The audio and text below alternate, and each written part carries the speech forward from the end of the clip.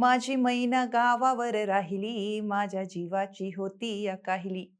मंडळी, ही ओळ तुम्ही नक्कीच ऐकली असेल, पण या गाण्यात फक्त अण्णाभाऊंचा विरह नाही, तर संयुक्त महाराष्ट्र चळवळीची वेदना, विस्थापितांची खंत आणि सामान्य माणसाच्या आयुष्याचं जळजळीत वास्तव दडलंय.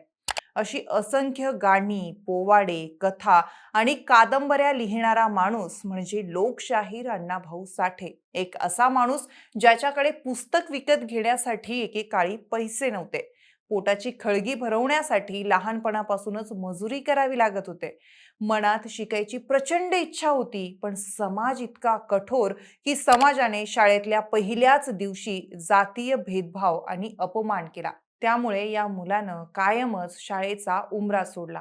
ज्यांना आयुष्यात अवघा 1.5 दिवस शाळेत बसता आलं, ज्याने मुंबईच्या रस्त्यावर हमाली केली, कोळसा उचलला, बूट पॉलिश केले, मजुरी करून आयुष्य जगलं, तोच माणूस पुढे जाऊन 35 कादंबऱ्या, 300हून अधिक कथा, 12 पटकथा, 10 पोवाडे आणि असंख्य लोकनाट्य लिहितो. हा मुलगा दुसरा तिसरा कुणी नसून आपले लोकशाहीर अण्णाभाऊ साठे होते, ज्यांना फक्त 1.5 दिवस शाळा शिकता आली. पण प्रश्न असा पडतो की फक्त 1.5 दिवस शिकलेला एक माणूस जगातला एवढा मोठा विचारवंत आणि प्रसिद्ध साहित्यिक कसा झाला असेल? त्याच्या लेखणीत अशी नेमकी कोणती जादू होती? आजच्या या विशेष व्हिडिओमध्ये अण्णाभाऊ साठे यांच्या संघर्षाची, जिद्दीची आणि साहित्याची संपूर्ण महागाथा अगदी सविस्तर समजून घेऊया. नमस्कार, मी ऋतुजा आणि तुम्हाला तर माहिती आहे, आपला विषयच भारी आहे. मंडळी, अण्णाभाऊ साठे यांचा जन्म 1 ऑगस्ट 1920 रोजी सांगली जिल्ह्यातील वाटेगाव इथं एका अत्यंत गरीब मातंग समाजात झाला. त्यांचं मूळ नाव तुकाराम रामचंद्र साठे असं होतं. घरात 18 दारिद्र्य, त्या काळात अस्पृश्यतेची मुळं समाजाच्या रोमारोमात रुजलेली होती. लहानग्या तुकारामाला शाळेत जाण्याची भारी आवड होती. एक दिवस कौतुकाने तो गावातल्या शाळेत गेला, पण शाळेच्या पायरीवर पाऊल ठेवताच त्याला जातीयतेचा पहिला जबर फटका बसला. शाळेत मास्तर आणि इतर मुलांनी अण्णांना वर्गात बसू दिलं नाही. त्यांना वर्गाच्या बाहेर दूर पायरीवर बसवण्यात आलं. तिथेही जातीय विषमतेचे चटके काही कमी झाले नव्हते. शिक्षकांनी आणि उच्चवर्णीय मुलांनी त्यांचा अपमान केला. हा अपमान आणि तुच्छतेची वागणूक चिमुकल्या तुकारामाच्या मनाला इतकी लागली की त्यांनी दुसऱ्या दिवशी दुपारीच पाटी पेन्सिल मोडून टाकली आणि शाळेला कायमचा रामराम ठोकला.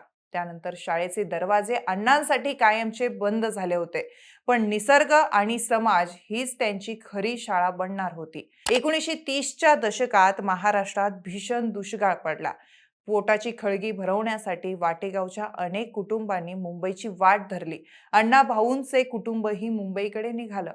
मंडळी, तुम्हाला ऐकून आश्चर्य वाटेल, पण सातारहून मुंबईला जाण्यासाठी त्यांच्याकडे गाडी भाड्याचे पैसेही नव्हते. त्यामुळे अण्णाभाऊ आणि त्यांचे कुटुंब तब्बल 6 महिने पायपीट करत मुंबईत पोहोचले.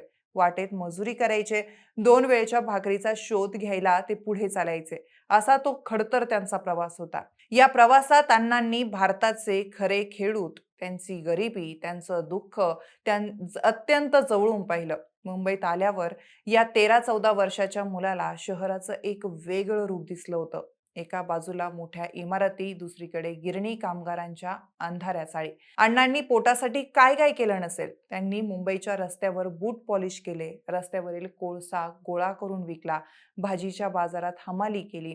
पुढे जाऊन ते कोहिनूर मिलमध्ये गिरणी कामगार म्हणून रुजू झाले. या संघर्षाने अण्णांच्या पुस्तकांपेक्षा मोठा धडा शिकवला, शोषितांचं जीवन काय असतं ते. आता तुमच्या मनात सर्वात मोठा प्रश्न आला असेल, जर अण्णाभाऊ शाळा शिकलेच नाही, तर मग त्यांनी एवढे मोठे साहित्य कसे काय लिहिले असतील बरं? ते वाचायला आणि लिहायला कुठे शिकले असतील?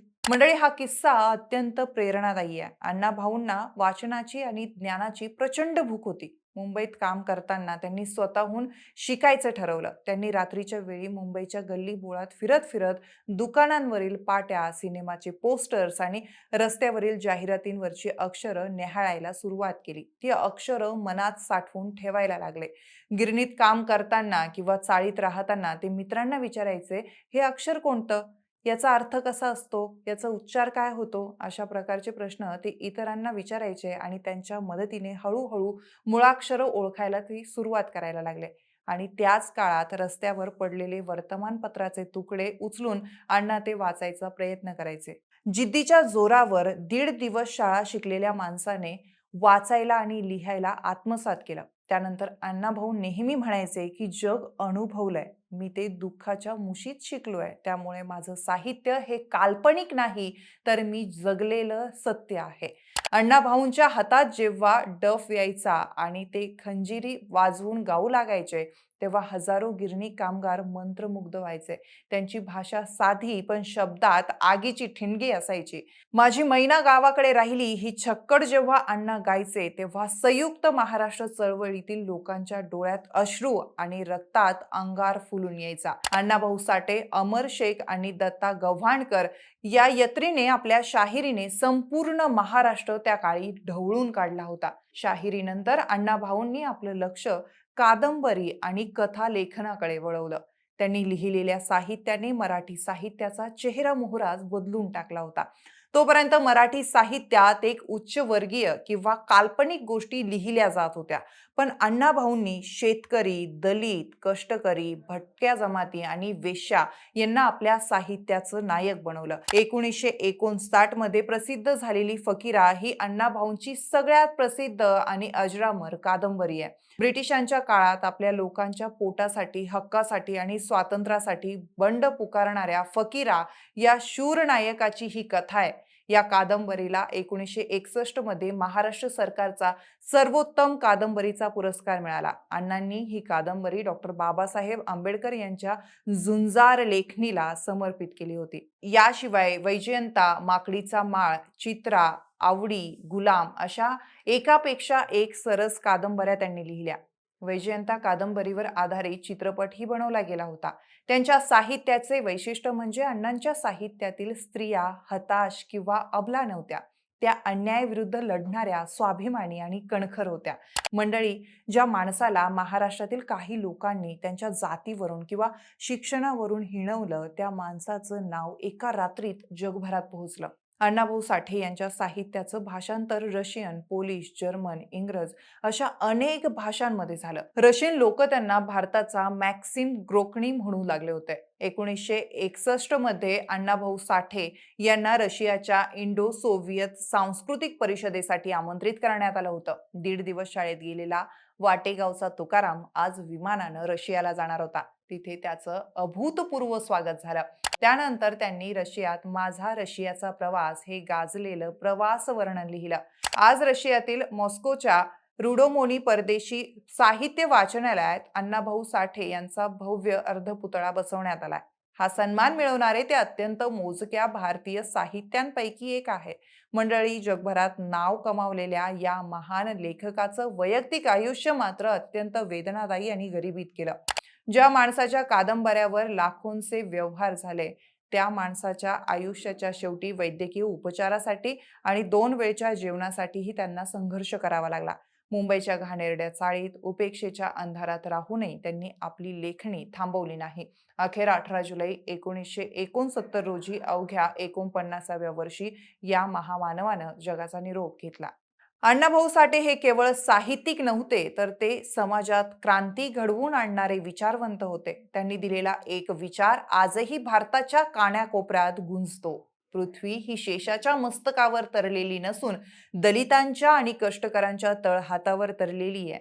हा विचार सांगतो की या जगाची निर्मिती राजा महाराजांनी नाही, तर घाम गाळणाऱ्या मजुरांनी केली आहे. मंडळी, अण्णाभाऊ साठे यांचं जीवन आपल्याला एकच गोष्ट शिकवतं.